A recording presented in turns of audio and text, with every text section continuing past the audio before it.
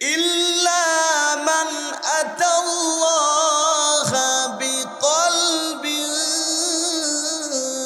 সালিম।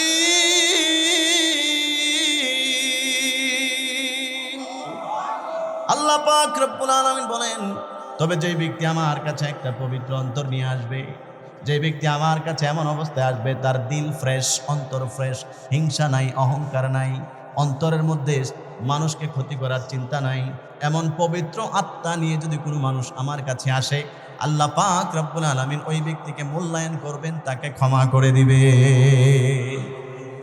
হাদিসের মধ্যে আছে, নবীজি বলেন, ও পৃথিবীর মানুষেরা শোনো, আলা ইন্না ফিল জাসাদি লামুদগাহ, নিশ্চয়ই শরীরের মধ্যে একটা গোশতের টুকরা আছে, ইযা সালুহাত সালুহাল জাসাদু কুল্লু, যখন সেই গোশতের টুকরাটা ঠিক হয়ে যায়, আপাদমস্তক পুরা শরীর ঠিক হয়ে যায়।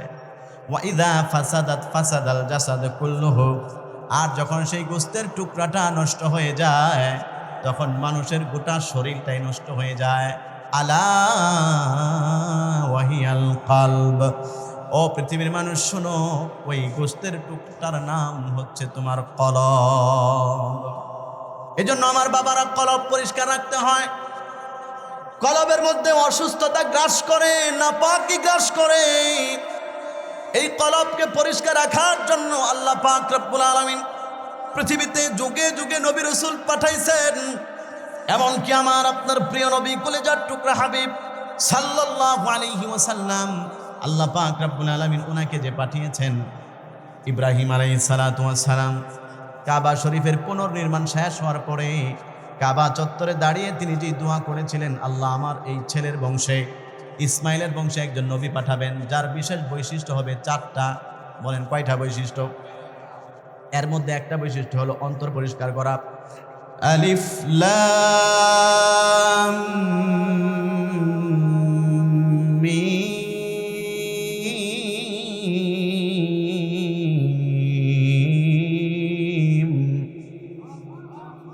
একটু মহব্বতে জোরে বলেন আল্লাহু আকবার। আলিফ লাম মিম।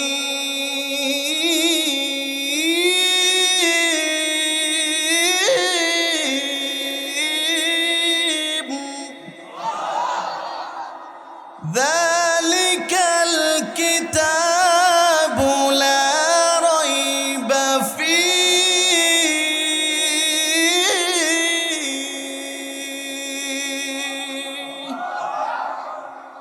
আমার ভাইরা, আল্লাহ পাক রব্বুল আলামিন কুরআনুল কারীমের সূরাতুল বাকারা শুরুতে আলিফ লাম মিম হরফুল মুকাত্তাআত ব্যবহার করেছেন।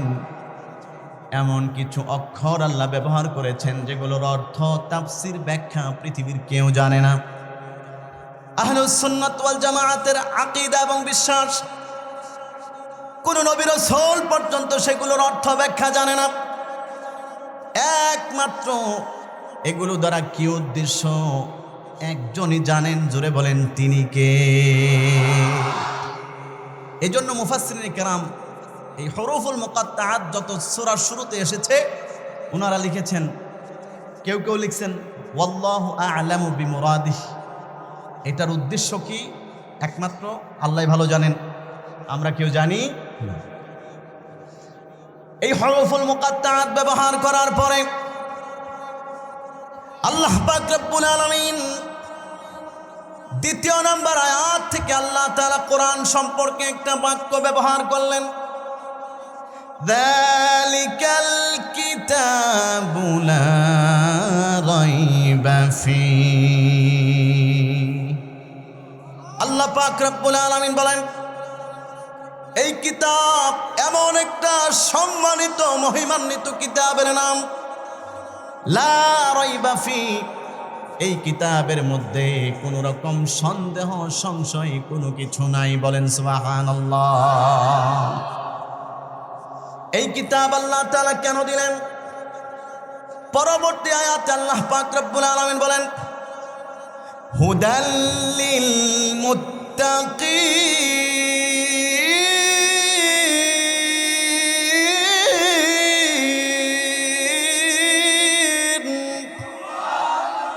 পাক রব্বুল আলামিন বলেন এই কিতাব মুত্তাকিদের জন্য হিদায়াত, অর্থাৎ যারা ঈমানদার, যাদের মধ্যে তাকওয়া আছে, এই কিতাব তাদেরকে পথ প্রদর্শন করতে করতে আল্লাহ পাকের জান্নাত পর্যন্ত পৌঁছে দিবে। এরপর থেকে আল্লাহ তাআলা মুত্তাকি কারা তাদের বৈশিষ্ট্য আলোচনা করেছেন, ঈমানদারদের বৈশিষ্ট্য আলোচনা করেছেন 6টি আয়াতে। এই পয়েন্টটা মনে রাখবেন, কয়টা আয়াত? 6টা। এরপরে আল্লাহ তাআলা কাফেরদের সংক্রান্ত, ওই যে দ্বিতীয় শ্রেণী, এক শ্রেণীতে হলো ঈমানদার, দ্বিতীয় শ্রেণী কাফের, কাফেরদের সংক্রান্ত আল্লাহ আলোচনা করেছেন মাত্র 2 আয়াতে। কাফেরদের চরিত্র, কাফের কারা, এরা কি করে, এগুলো আল্লাহ বর্ণনা দিয়েছেন মাত্র 2টা আয়াত। আর এরপর থেকে নিয়ে আল্লাহ পাক রব্বুল আলামিন মুনাফিকদের সম্পর্কে আলোচনা করেছেন লম্বা চড়া আলোচনা 13টা আয়াতে। তাহলে চিন্তা করেন, মুসলমানদের আলোচনা, ঈমানদারের আলোচনা মাত্র 6 আয়াত, কাফেরের আলোচনা মাত্র 2 আয়াত, আর মুনাফিকের আলোচনা 13টা আয়াত। এখন অনেকে ভাবতে পারেন যে 13টা আয়াতে তাদের আলোচনা আল্লাহ করছেন, তাহলে তাদের সম্মান বেশি। আল্লাহ তাআলা এদের চরিত্র কত খারাপ, এরা কি কি করে, এদের নেচার কি, এগুলো মানুষকে বোঝানোর জন্য লম্বা চড়া 13টা আয়াতে আলোচনা করে মানুষকে সতর্ক করেছেন, তোমাদের সবাইকে মুনাফিক থেকে সতর্ক থাকতে হবে। কারণ মুনাফিকরা পরিবারের জন্য ক্ষতিকারক, মুনাফিকি আচরণ সমাজের জন্য ক্ষতিকারক, মুনাফিকি আচরণ রাষ্ট্রের জন্য ক্ষতিকারক, মুনাফিকরা ইসলামের জন্য, দ্বীন এবং ধর্মের জন্য ক্ষতিকারক। কথা বলেন ঠিক না? আমার ভাইয়ারা, এই যে পৃথিবীর যত মানুষ আছেন, এই মানুষদেরকে বলা হয় আল্লাহ পাকের বান্দা, আব্দুন, আল্লাহ পাকের বান্দা। আব্দুন শব্দের অর্থ হলো দাস, গোলাম। আমরা সবাই কার গোলাম? জোরে বলেন, কার গোলাম? আল্লাহ পাক রব্বুল আলামিন বান্দার জন্য এই গুণটা খুব পছন্দ করেন। দাসত্বের যে গুণ, এটা আল্লাহর কাছে অনেক বেশি পছন্দনীয়। তাফসীরে বাইজাবিতে মুসান্নিফ আলাইহি রাহমা লিখেছেন, আল্লাহ পাক রব্বুল আলামিনের কাছে গোলাম এই সিফাত, এই বৈশিষ্ট্যটা অনেক বেশি পছন্দের। এই কারণে আল্লাহ পাক রব্বুল আলামিন তার প্রিয় হাবিব মুহাম্মদুর রাসূলুল্লাহ সাল্লাল্লাহু আলাইহি ওয়াসাল্লামকে কোরআনের মধ্যে তার গোলাম হিসাবে আখ্যায়িত করেছে। কুরআনুল কারীমের 15 নম্বর পারা সূরাত বনী ইসরাঈল, আল্লাহ পাক রব্বুল আলামিন বলেন, সুবহানাল্লাযী আসরা বিআবদিহি লাইলান মিনাল মাসজিদিল হারাম মিনাল মাসজিদিল হারাম ইলাল মাসজিদিল আকসাল্লাযী বারাকনা হাওলাহু লিনুরিয়াহু মিন আয়াতিনা ইন্নাহু হুয়াস সামিউল বাসীর।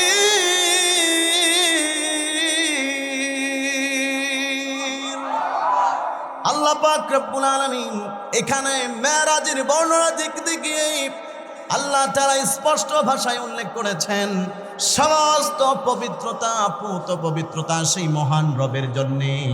আসরা বিআবদিহি, যিনি তার প্রিয় বান্দা মুহাম্মদ সাল্লাল্লাহু আলাইহি ওয়াসাল্লামকে মেরাজের রজনীতে মসজিদে হারাম থেকে মসজিদে আকসা পর্যন্ত নৈশ ভ্রমণ করিয়েছে। এই আয়াতের মধ্যে আল্লাহ পাক রব্বুল আলামিন নবীজিকে আব্দুল সিফাত দিয়ে ডেকেছেন। নবীজির ব্যাপারে আল্লাহ পাক রব্বুল আলামিন বলেছেন তিনি হচ্ছেন আমার বান্দা। অথচ নবীজির চাইতে শ্রেষ্ঠ কেউ নাই। কি বলেন, কেউ আছে? জোরে বলেন, কেউ আছে? নবীজির চাইতে দামি কেউ নাই। আমার আল্লাহর পরে যার স্থান তিনি হচ্ছেন মুহাম্মদুর রাসূলুল্লাহ। একজন কবি বলেছেন নবীজির শানে, ইয়া সাহিবাল জামাল ওয়া ইয়া সাইয়্যিদাল বাশার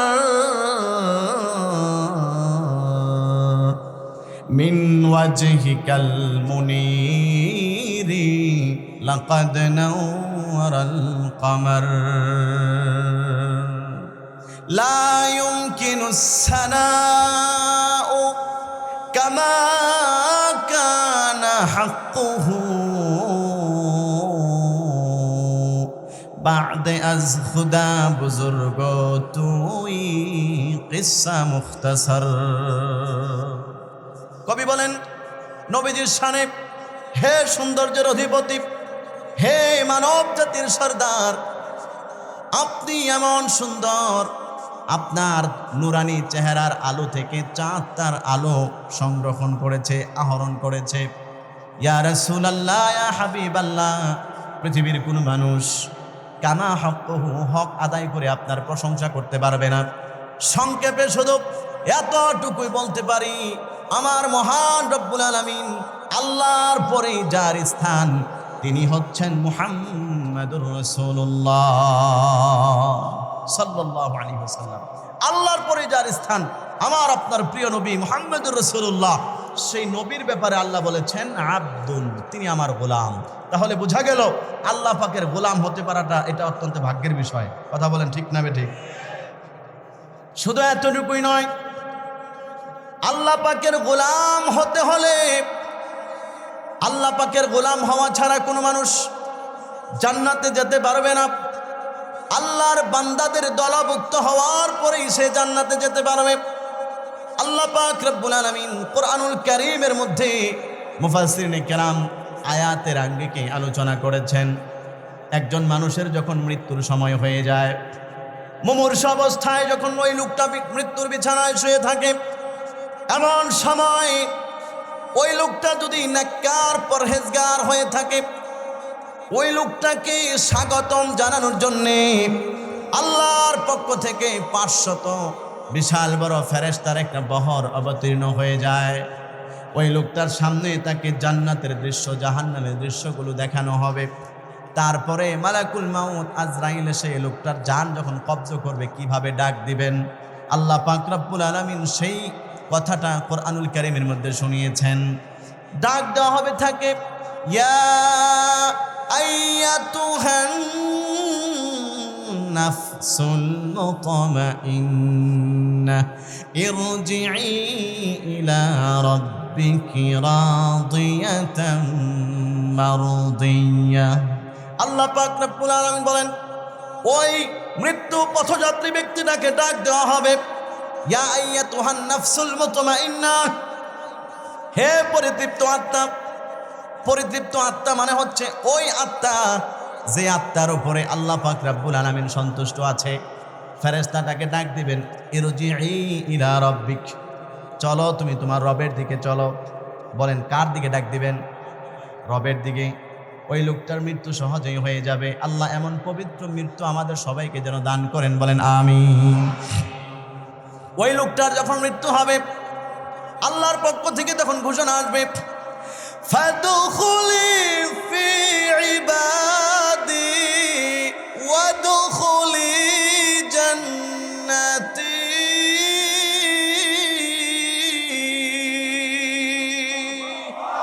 আল্লাহর পক্ষ থেকে ঘোষণা আসবে, ও আমার প্রিয় বান্দা, এমন অবস্থায় তোমার মৃত্যু হয়েছে, আমি আল্লাহ পাক তোমার উপর খুশি, এই জন্য তোমার জন্য স্পেশাল ঘোষণা, ফাদখুলি ফি ইবাদি, তুমি আমার বান্দাদের মধ্যে ঢুকো, আমার বান্দাদের দলভুক্ত হও, আমার বান্দাদের কাতারভুক্ত হও।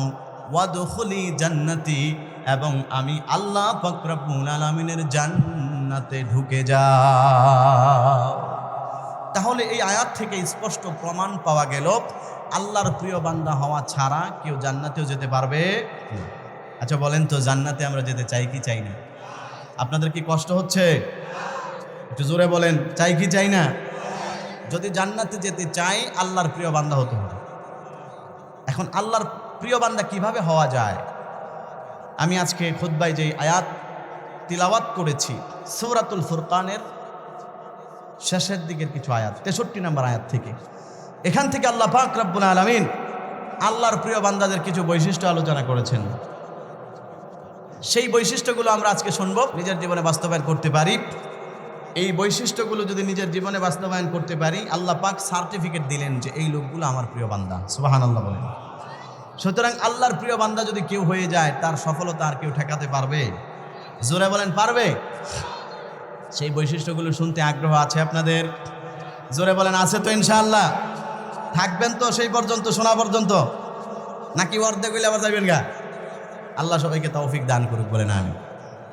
আমার ভাইয়ারা, আল্লাহ পাক রব্বুল আলামিন সেই প্রিয় বান্দাদের বৈশিষ্ট্য কি হবে এগুলো কোরআনুল কারীমে আল্লাহ আলোচনা করেন সূরাতুল ফুরকানে। ওয়াইবাদুর রহমানিল্লাযীনা ইয়ামশুনা আলাল আরদি হাওনা ওয়া ইযা খাতাবাহুমুল জাহিলুনা ক্বালু সালামা। আল্লাহ পাক রব্বুল আলামিন বলেন, পৃথিবীর মানুষেরা শোনো, রহমানের গোলাম যারা, আল্লাহর প্রিয় বান্দা যারা, তাদের এক নাম্বার বৈশিষ্ট্য ইয়ামশুনা আলাল আরদি হাওনা, তারা সব সময় জমিনের মধ্যে নম্রভাবে, ভদ্রভাবে চলাফেরা করে। এটা হলো আল্লাহর প্রিয় বান্দাদের এক নাম্বার বৈশিষ্ট্য। এ হলো আয়াতের অর্থ। এখন এই আয়াতের তাফসির কি? তাফসির ইবনে কাসিরের মধ্যে মুফাসসির আলাইহির রাহমাহ লিখেছেন, আল্লাহর প্রিয় বান্দারা জমিনের মধ্যে নম্রভাবে চলে। এটার অর্থ কি? এটার অর্থ হলো আইয়ামশুনা বিসাকিনাতিন ওয়া ওয়াকারিন মিন গায়রি জাবরিয়াতিন ওয়ালা ইস্তিকবারিন। অর্থাৎ আল্লাহর প্রিয় বান্দা যারা, তারা ধীরস্থিরভাবে জমিনের মধ্যে চলে। এটার অর্থ হলো আল্লাহর প্রিয় বান্দারা চলার সময় এমনভাবে চলে, তাদের চলার মধ্যে কোনো দাম্ভিকতা এবং অহংকার থাকে না। আল্লাহর প্রিয় বান্দা যারা, তাদের এক নাম্বার বৈশিষ্ট্য জমিনে নম্রভাবে চলে। অর্থ হলো অহংকার ছাড়া চলে। তাদের চলার মধ্যে কি থাকে না? অহংকার থাকে না।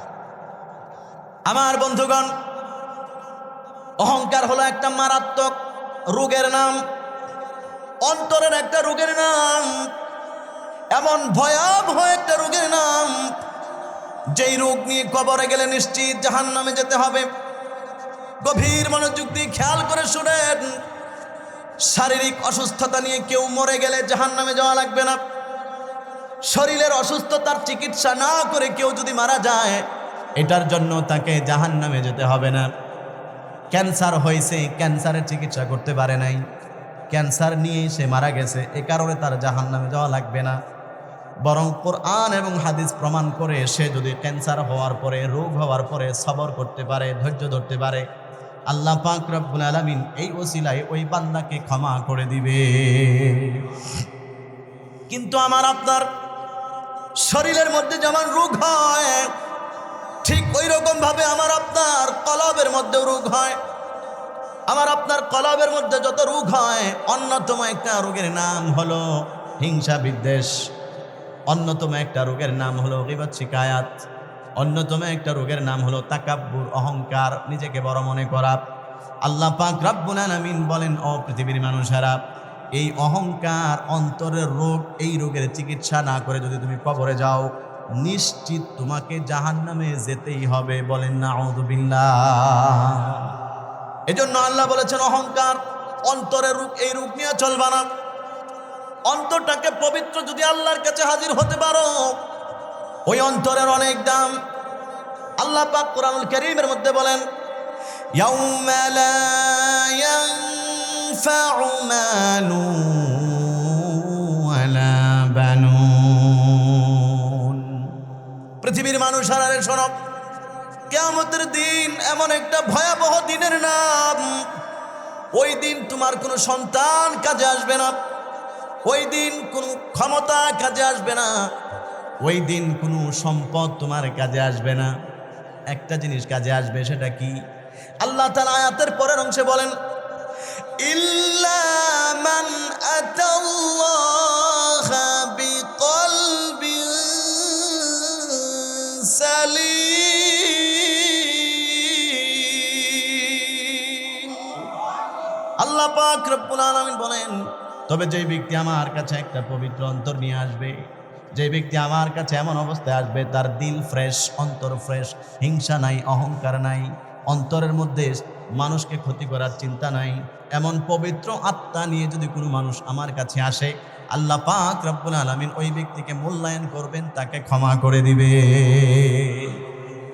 হাদিসের মধ্যে আছে, নবীজি বলেন, ও পৃথিবীর মানুষেরা শোনো, আলা ইন্না ফিল জাসাদি লামুদগা, নিশ্চয়ই শরীরের মধ্যে একটা গোশতের টুকরা আছে, ইদা সালুহাত সালুহাল জাসাদু কুল্লু, যখন সেই গোশতের টুকরাটা ঠিক হয়ে যায়, আপাদমস্তক পুরা শরীর ঠিক হয়ে যায়।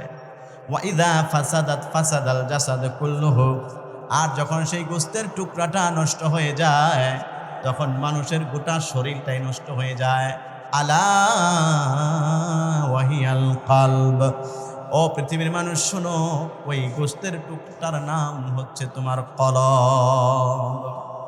এজন্য আমার বাবারা কলব পরিষ্কার রাখতে হয়। কলবের মধ্যে অসুস্থতা গ্রাস করে, নাপাকি গ্রাস করে।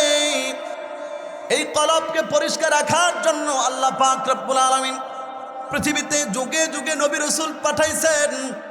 এমনকি আমার আপনার প্রিয় নবী কলিজার টুকরা হাবিব সাল্লাল্লাহু আলাইহি ওয়াসাল্লাম, আল্লাহ পাক রব্বুল আলামিন ওনাকে যে পাঠিয়েছেন, ইব্রাহিম আলাইহিস সালাতু ওয়াস সালাম কাবা শরীফের পুনর্নির্মাণ শেষ হওয়ার পরে কাবা চত্বরে দাঁড়িয়ে তিনি যে দোয়া করেছিলেন, আল্লাহ আমার এই ছেলের বংশে, ইসমাইলের বংশে একজন নবী পাঠাবেন যার বিশেষ বৈশিষ্ট্য হবে 4টা। বলেন কয়টা বৈশিষ্ট্য? এর মধ্যে একটা বৈশিষ্ট্য হলো অন্তর পরিষ্কার করা।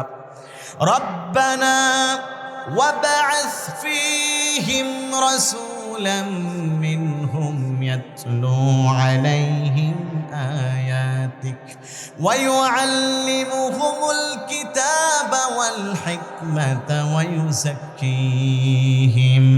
আল্লাহ পাক রব্বুল আলামিন বলেন, ইব্রাহিম নবী আমার কাছে দোয়া করেছিল, আল্লাহ আপনি আমার এই সন্তানের বংশ থেকে এমন একজন নবী পাঠাবেন যার বিশেষ বৈশিষ্ট্য থাকবে 4টা।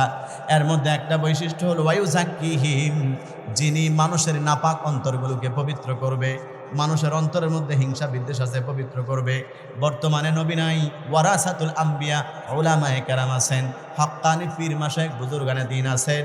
তাদের কাছে গেলে অন্তর পরিষ্কার হয়, তাদের সবক মেনে চললে দিল পরিষ্কার হয়, অন্তর থেকে হিংসার রোগ ধুয়ে বসে সাফ হয়ে যায়।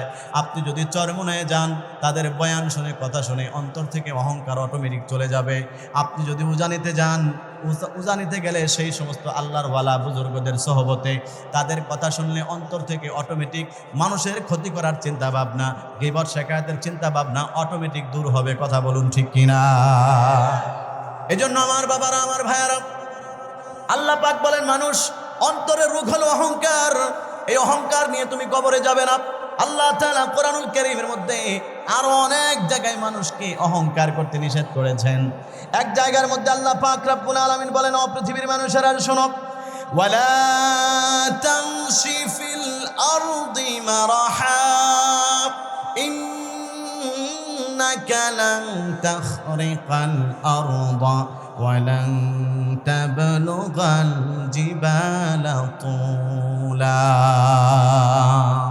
আল্লাহ পাক রব্বুল আলামিন বলেন, মানুষেরা রে শোনো, জমিনের মধ্যে কখনোই তুমি অহংকার নিয়ে চলবে না, দাম্ভিকতার সাথে চলবে না, নিজেকে বড় মনে করে আরেকজনকে তুচ্ছ তাচ্ছিল্য করে ছোট করে কখনোই তুমি চলবে না।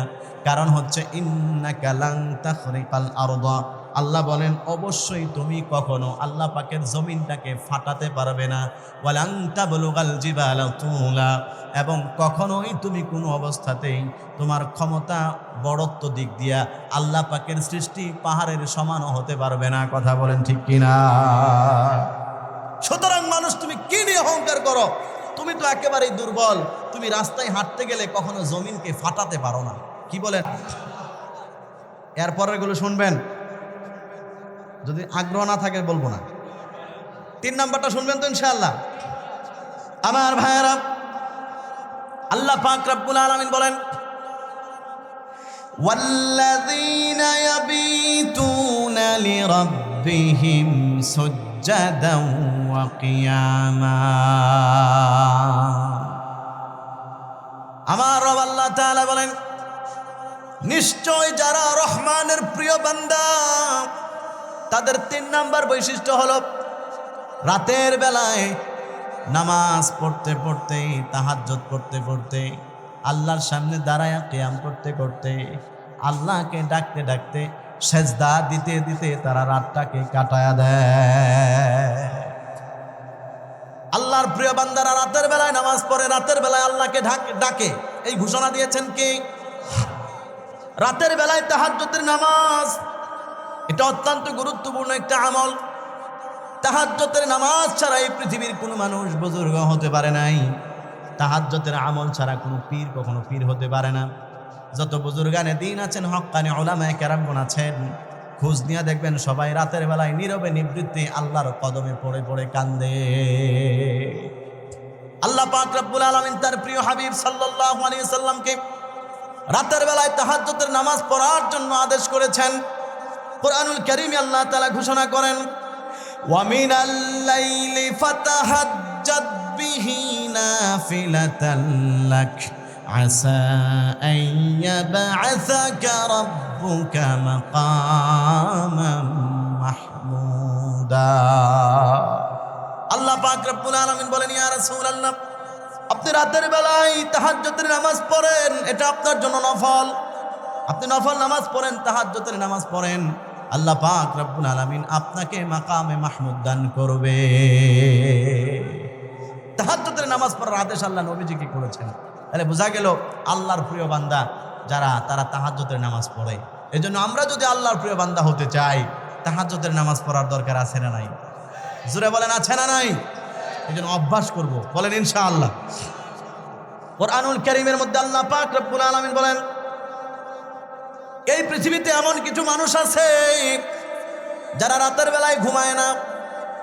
আল্লাহ কোরআনে বলছেন, সূরা হামিম সিজদা আল্লাহ তাআলা বলেন 16 নম্বর আয়াত, তাতাজাফা জুনুবুহুম আনিল মাদাজি' ইয়াদউনা রাব্বাহুম খাউফান ওয়া তামাআ ওয়া মিম্মা রাযাকনাহুম ইউনফিকুন।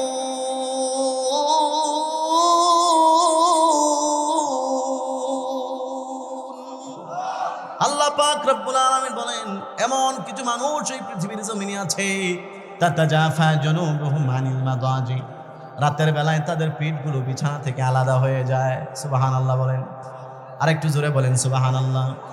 আল্লাহ বলেন, আমার প্রিয় বান্দা যারা রাতের বেলায় তাদের পিঠগুলো বিছানা থেকে আলাদা হয়, আলাদা হয়ে কি করে? আল্লাহ বলেন, ইয়াদউনা রাব্বাহুম খাউফান ওয়া তামাআ, তারা তাদের রব আল্লাহ পাককে ডাকে, খাউফান জাহান্নামের ভয়ে, তামাআ জান্নাতের আশায়। আল্লাহর প্রিয় বান্দারা রাতের বেলায় আল্লাহকে ডাকে, এই ঘোষণা দিয়েছেন কে? এই পৃথিবীতে এমন বহুত মানুষ আছে রাতের বেলায় শেষ রাতে ওইটা তাহাজ্জুদের নামাজ পড়ে।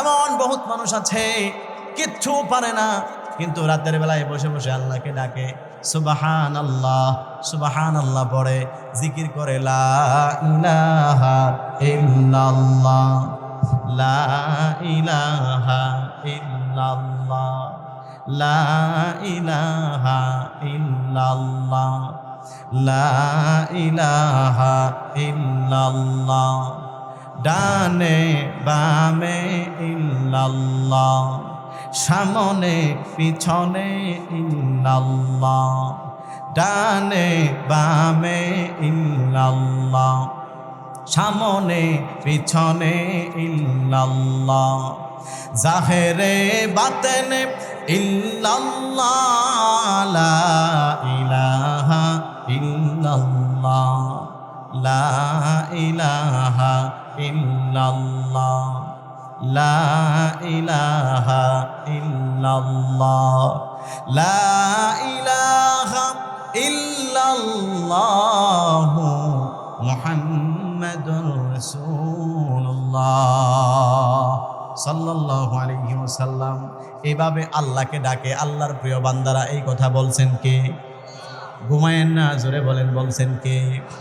আল্লাহ পাক রব্বুল আলামিন বলেন, ওয়াল্লাযীনা ইয়াবিতুনা লিরাব্বিহিম সুজ্জাদাও ওয়া কিয়ামা। আল্লাহ বলেন আমার প্রিয় বান্দা যারা, তাদের একটা বৈশিষ্ট্য হলো তারা রাতের বেলায় সেজদায় পড়ে পড়ে নামাজের মধ্যে দাঁড়ায়া দাঁড়ায়া রাতটাকে কাটায় দেয়, আল্লাহকে ডাকে। এই এলাকার মধ্যে এমন বহুত মানুষ আছে, যদি বিশ্বাস না হয় রাতের বেলায় ৩টার সময় ঘুম থেকে হঠাৎ করে একদিন আপনাদের এই খেরোদিয়া মাদ্রাসায় আসবেন, তাকায় দেখবেন ছোট্ট ছোট্ট মাসুম বাচ্চারা যার এখনো নামাজ ফরজ হয় নাই, ৩টার সময়টা এই কনকনে শীতের রাত্রে ঠান্ডা পানি দিয়ে ওযু করে আল্লাহকে ডাকে, আল্লাহর সামনে সাজদায় পড়ে থাকে, কান্না করে, আল্লাহর কোরআনটাকে পড়ে। কথা বলেন আছে না নাই? আমার যুবক ভাইয়ারা, মুরব্বী বাবারা, আমরা বাস্তব সাক্ষী। এই মাদ্রাসার যত উলামায়ে কেরাম আছে খোঁজ নিয়ে দেখেন, সবাই বাস্তব সাক্ষী। ছোট্ট কালে যখন মাদ্রাসায় ভর্তি হয়েছি, এখনো নামাজ ফরজ হয় নাই, গ্রামের মাদ্রাসায় পড়েছি। সকালবেলায় সেই ৩টার সময়, আমাদের সময়কার সেই সকালবেলা ২০০১ সালের কথা বলছি। 11 সালে দাওরা শেষ করেছি, তার মানে ছোটকালে 1000 সালের কথা, 2001 সালের কথা। 2:30টার সময় 3টার সময় ওস্তাদ রাতের বেলায় উঠাইয়া দিতেন। আজকের দিনের মতো এত সুন্দর ব্যবস্থাপনা ছিল না। ওই পুকুরের মধ্যে কনকনে পানি, বরফের মতো পানি, আমাদের সাথী ভাইয়েরা সেই জায়গার মধ্যে কনকনে পানি দিয়ে ওযু করে কোরআন শরীফ নিয়ে পড়ার আগে সবাই 2 রাকাত তাহাজ্জুদের নামাজ পড়তো। যেই ছাত্রটার জেহেন ভালো না, ঠিক মতো পড়তে পারে না, দাঁড়ায় দাঁড়ায় কান্ত আর কোরআন শরীফ পড়তো। ঘুমের ভাব চলে আসে, জিমাইতে জিমাইতে রেহালের মধ্যে মাথা চলে আসে। এরপরেও এক ঠেঙ্গে দাঁড়ার করার একটু উস্তাদ, এক ঠেঙ্গে দাঁড়ায়া দাঁড়ায়া ফজর পর্যন্ত আল্লাহর কোরআন আমরা পড়েছি। এরকম একজন দুইজন নয়, আপনার এলাকার হাজার হাজার উলামায়ে কেরাম আছে। কথা বলুন ঠিক কিনা? এই যে মাদ্রাসা, বাস্তব প্রমাণ। বিশ্বাস না হলে মাঝে মধ্যে ঢুইকা দেখবেন। আল্লাহ বলেন এরা আমার প্রিয় গোলাম, এরা আমার প্রিয় বান্দা। ইয়াদউনা রাব্বাহুম খাউফাও ওয়া তামা। এই বান্দাগুলো রাতের বেলায় আমারে ডাকে, আমার তাসবিহ তাহলিল পড়ে, আমার কোরআন পড়ে। এই জন্য আমার যুবক ভাইয়েরা, মুরব্বী বাবারা, এই লোকদেরকে সম্মান করার দরকার আছে না নাই? আরেকটু জোরে বলেন আছে না নাই? যতদিন বেঁচে থাকবেন কখনোই আলেমদের সামনে বড় গলায় কথা বলবেন না। যতদিন বেঁচে থাকবেন আলেমদের সামনে গলা উঁচিয়ে কথা বলবেন না। যতদিন বেঁচে থাকবেন আলেমদের সাথে বেয়াদবমূলক কোনো আচরণ করবেন না। আল্লাহ পাক রব্বুল আলামিন আপনার বংশ থেকে আলেম তৈরি করে দিবে। আর যারাই উলামায়ে কেরামের সাথে বেয়াদবি করে, আলেমদের সাথে টাকার গরমে, ক্ষমতার গরমে আচরণ খারাপ করে, ভাবসাব নিয়ে চলে, এদের বংশ থেকে কখনো তাহাজ্জুদ গুজার, হাফেজ, আলেম, মুফতি আল্লাহ বের করেন না। কথা বলেন ঠিক কিনা? আমি নিজে দেখেছি আমার বাবাকে, আমি নিজে দেখেছি আমার আব্বা যতদিন পর্যন্ত জীবিত ছিলেন, আমার উস্তাদ যারা সবাই আমার বাবার ছাত্র সমতুল্য। কিন্তু আমার আব্বা কোনোদিন মাদ্রাসার অফিসে গিয়ে উস্তাদদের সামনে, যে আমরা যে জামাইয়ের মতো বসি 4 জন হয়ে, এভাবে কোনোদিন বসে নাই। কারণ আমার 14 গোষ্ঠীর মধ্যে আমি প্রথম মাদ্রাসায়। আব্বার নিয়ত ছিল যে আমার সন্তানরা যেন আলেম হয়। এই জন্য উলামায়ে কেরাম থেকে শুনছেন উস্তাদদের সামনে বেয়াদবিমূলক আচরণ করা যাবে না, তাদের সামনে ওইভাবে বসা যাবে না। আমি ছাত্র যেভাবে বসতাম আমার উস্তাদদের সামনে, ঠিক ওভাবেই আমার বাবা যতদিন বেঁচে ছিলেন আমার উস্তাদদের সামনে বসতেন। মাদ্রাসার মাহফিলগুলোতে, ওই মাদ্রাসায় যেখানে আমি গ্রামে লেখাপড়া করেছি, সেখানে বিশাল বড় প্রোগ্রাম হয়, অনেক বড় মাদ্রাসা, বড় প্রোগ্রাম হয়। ওখানে বিগত এই বছর সহ 4 বছর আমাকে বিশেষ অতিথি হিসেবে দাওয়াত দেন। আলহামদুলিল্লাহ আমি সেখানে যাই, আমার এলাকার লোকদের সাথে দেখা হয়, কিছু কথা বলি। আমার ওস্তাদরা আমাকে বয়ানে বসিয়ে আমার বাবার সেই কথাগুলো বলে যে ইব্রাহিমের আব্বাকে আমরা কোনোদিন আমাদের সামনে 4 জন হয়ে বসতে দেখি নাই। আলহামদুলিল্লাহ সেটার ফলশ্রুতিতে আল্লাহ তাআলা আমাকে মাদ্রাসায় লাইনে নিয়ে আসছেন।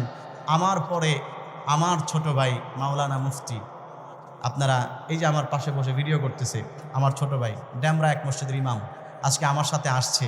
এই যে বসে আছে ক্যামেরাম্যান না, কিন্তু জামিয়াত ইব্রাহিম সাইনবোর্ড থেকে ইফতার শেষ করছে, সাইনবোর্ড মাদ্রাসা থেকে দাওরা পাস, আমার সাথে আসছে যে ভাই আজকে যাব তোমার সাথে, এই জন্য আমার সাথে আসছে। আমার এক ছোট ভাই, এর ছোট যে আমাদের সবার ছোট ভাই, সেও আলহামদুলিল্লাহ হেফজ শেষ করেছে এবং আন্তর্জাতিক মানের হাফেজ আলহামদুলিল্লাহ। এখন সে মাদানী নেসাবে পড়ে এবং আমাদের ভাই এবং তাদের যে সন্তানাদি এখন সবাই এই লাইনে আসতেছে। এখন ওই লাইনে কেউ নাই।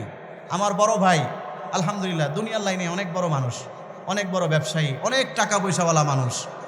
তার ছেলেটাকেও সে মাদ্রাসায় ভর্তি করবে নিয়ত করছে। ছোট বাচ্চা, আমার সন্তানের পরে তার সন্তান হয়েছে, ওইটাকেও মাদ্রাসায় ভর্তি করবে এবং সেভাবে সব প্রস্তুতি নিতেছে। আমি মনে করি এটা হচ্ছে আমার আব্বার চোখের পানি আর দোয়া এবং আমার আব্বার সেই আদবের ফসল।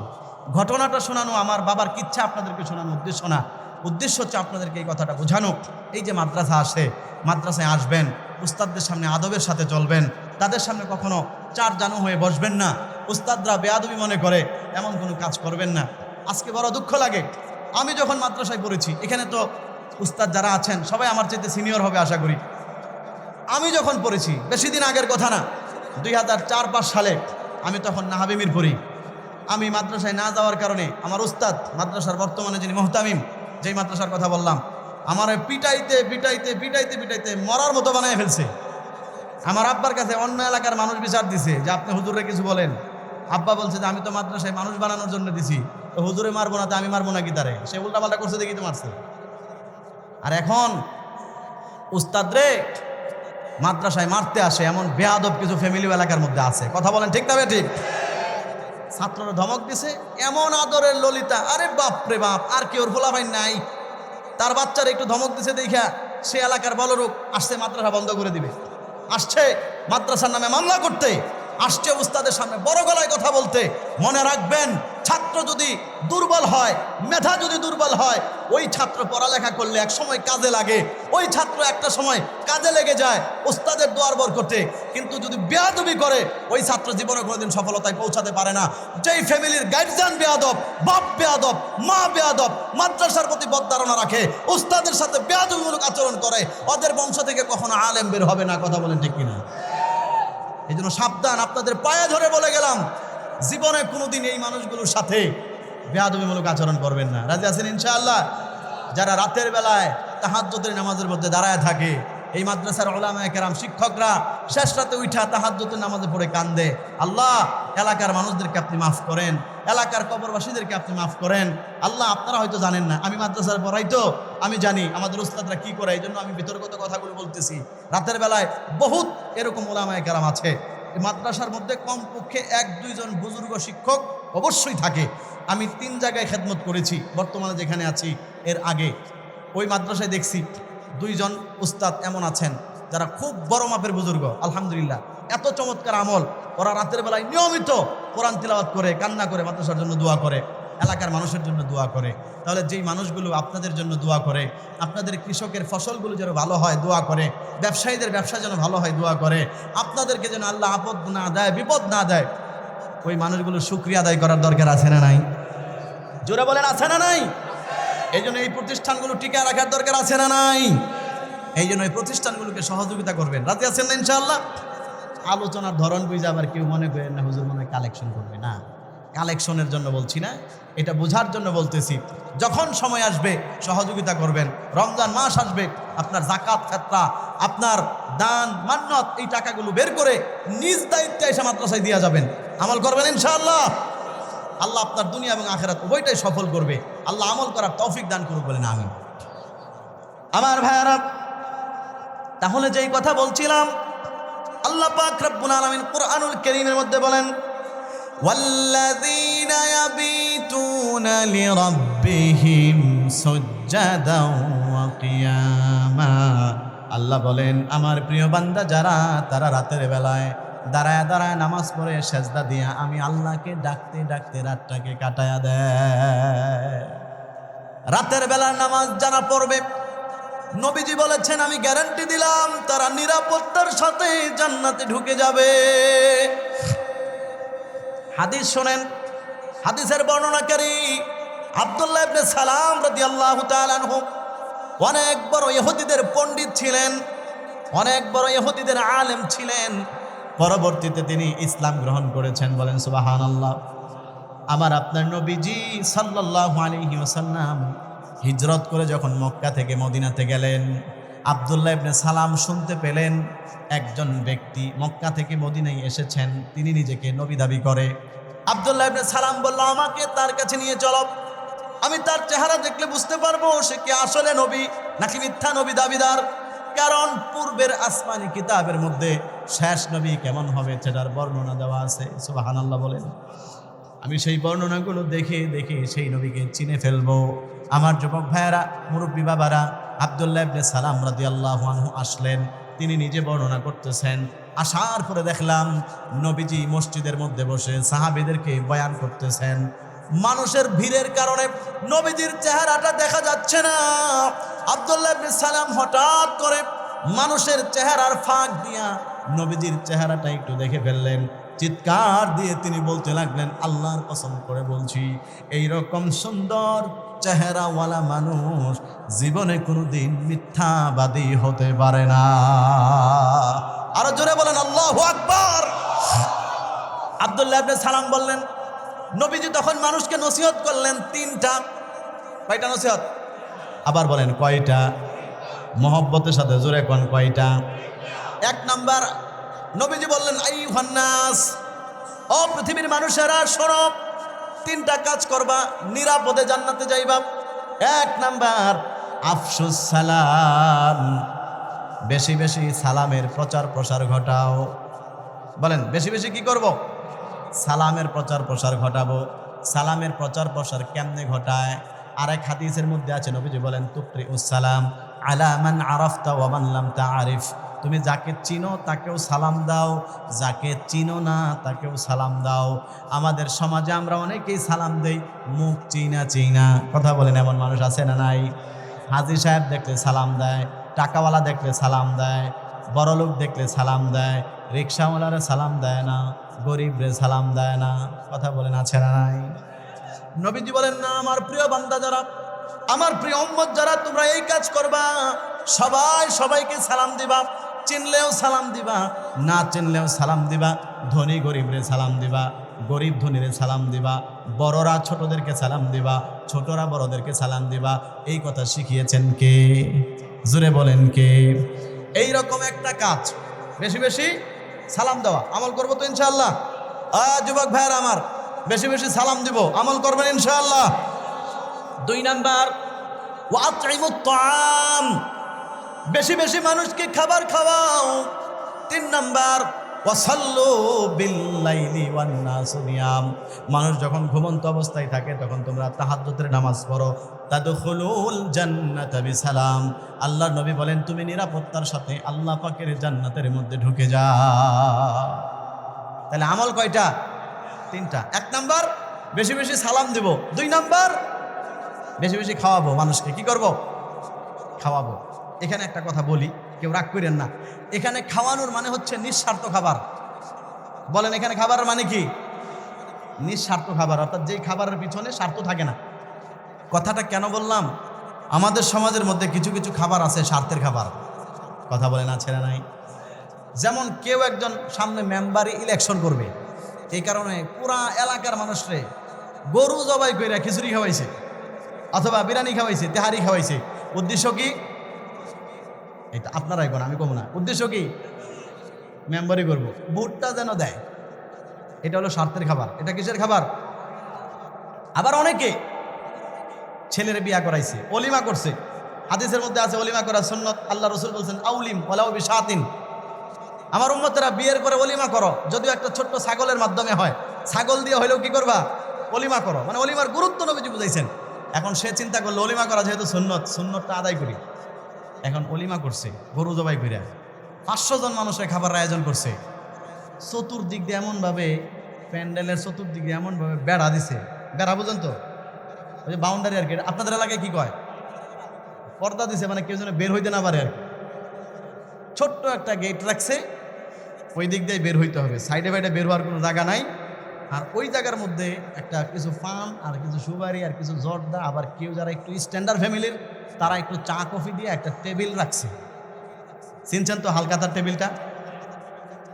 কমপক্ষে 1000, সর্বনিম্ন কত?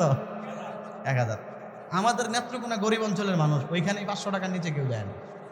চাঁদপুর তো স্ট্যান্ডার্ড ফ্যামিলি, সবাই ধনী মানুষ, কমপক্ষে মান সম্মানের দিকে তাকায় হইলেও 1000 টাকা দেয়। আর যাদেরকে দাওয়াত দেয় তারা ওইরকম রিচ ফ্যামিলির সন্তান, তারা একটু বড়লোক ফ্যামিলির, দেখে দেখে কিন্তু দাওয়াত দেয়। এই খাবারটা স্বার্থের খাবার। কথা বলেন ঠিক না ঠিক? কারণ সে আপনাকে সব মিলায় কি কি খাওয়াইছে? একটা ইলিশ মাছের টুকরা ভাজি, এরপরে একটা চিংড়ি মাছ, একটা রোস্ট, হয়তো একটা টিক্কা কাবাব, আর কিছু গরুর গোশত, মাঝে মধ্যে আরেকটু উন্নত হলে খাসিও থাকতে পারে। আমি যতটুকু জানি বিভিন্ন কমিউনিটি সেন্টারে ঢাকায় মাথা পিছু সর্বোচ্চ খরচ হয় 700 টাকা 800 টাকা এক একজনের খাবারের পিস। কত? 700-800। গ্রামে আরও কম হবে। আর একটা দই বা একটা স্পিড ঠান্ডা জাতীয় পানি। আচ্ছা মনে করেন এক একজনের মাথা পিছু কত? 500 টাকা। আর রাখার সময় রাখছে কত? 1000 টাকা। এই যে হালখাতার টেবিলটা বসাইছি, বলেন এটা কি জুলুম না? এই যে খাবারটা কেউ মনে করতে যে হুজুর আমি বিয়ার সময় খাওয়াইছি মানুষরে, তার মানে মোটামুটি আমি জান্নাতের পথেই আছি। না, হাদিসের মধ্যে নবীজি এই খাওয়ানোর কথা বলে নাই। নবীজি বলছেন আউলিম ওয়ালাউ বিশাতিন, তুমি একটা ছাগল দিয়ে হইলেও কি করো? ওলিমা করো নিঃস্বার্থভাবে। বরকত দিবেন কে? বিনিময় দিবেন কে? খায়া ছেলে মেয়ের জন্য, নবদম্পতির জন্য মন ভরে দোয়া করে যাবে, এই জন্য খাবার খাওয়াইবেন।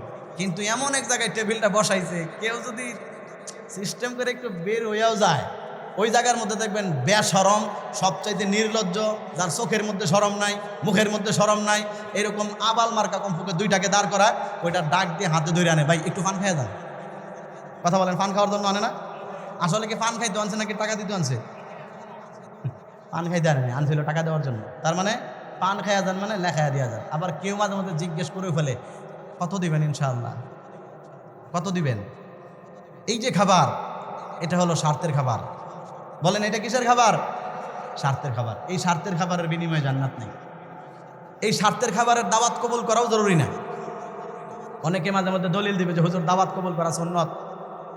এরকম কিছু দাওয়াত আছে না, যে আপনারা দাওয়াত দিতেছে, বিয়ার মধ্যে যাইবেন, কার্ড দিছে, তখন উনি চিন্তা করছে না যাবো না, তখন তারা আপনাকে হাদিস দিয়া দলিল দেয়। নবীজি বলছেন হাক্কুল মুসলিমি আলাল মুসলিমি খামসুন, এক মুসলমানের উপরে আরেক মুসলমানের 5টা হক আছে, এর মধ্যে একটা হচ্ছে ইজাবাতুদ দাওয়া, দাওয়াত কবুল করা।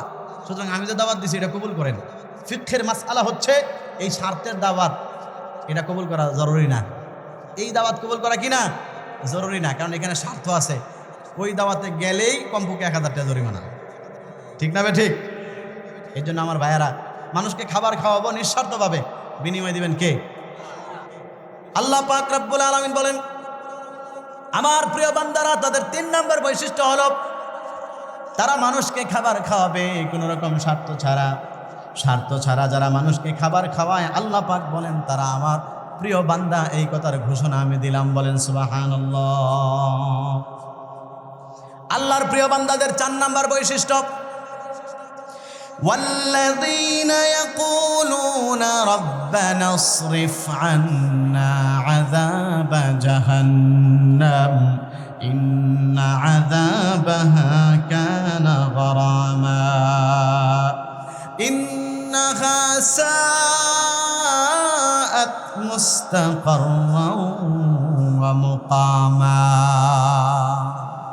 আল্লাহ পাক রব্বুল আলামিন বলেন, নিশ্চয় যারা আমি আল্লাহ পাকের প্রিয় বান্দা, তাদের 1 নম্বর, 4 নম্বর বৈশিষ্ট্য হলো তারা সব সময় আল্লাহ পাক রব্বুল আলামিনের কাছে এই কথা বলে, হে আমাদের রব, ইসরিফ আন্না আযাবা জাহান্নাম, আপনি আমাদের থেকে জাহান্নামের আযাবকে দূরে সরায়া দেন। তার মানে আল্লাহর প্রিয় বান্দারা সব সময় আল্লাহর কাছে জাহান্নাম থেকে মুক্তি চায়। বলেন তারা কি করে? আরে ঘুমায় গেছেন আপনারা? কষ্ট হইতেছে?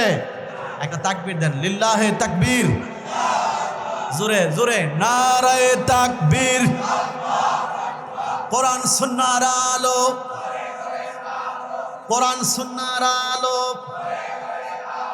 নারায়ে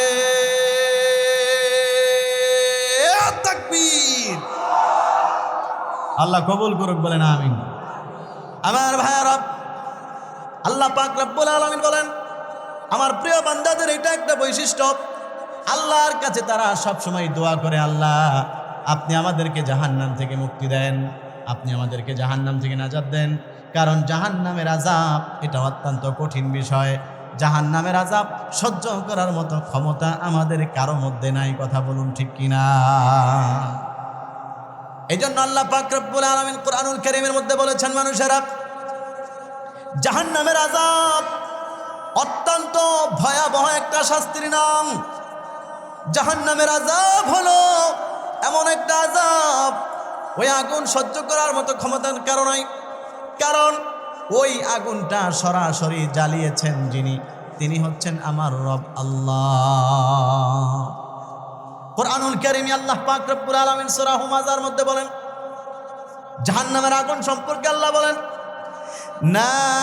নারুল্লাহিল মুকাদ্দাহ আল্লাতী তাত্তালিউ আলাল আফইদাহ।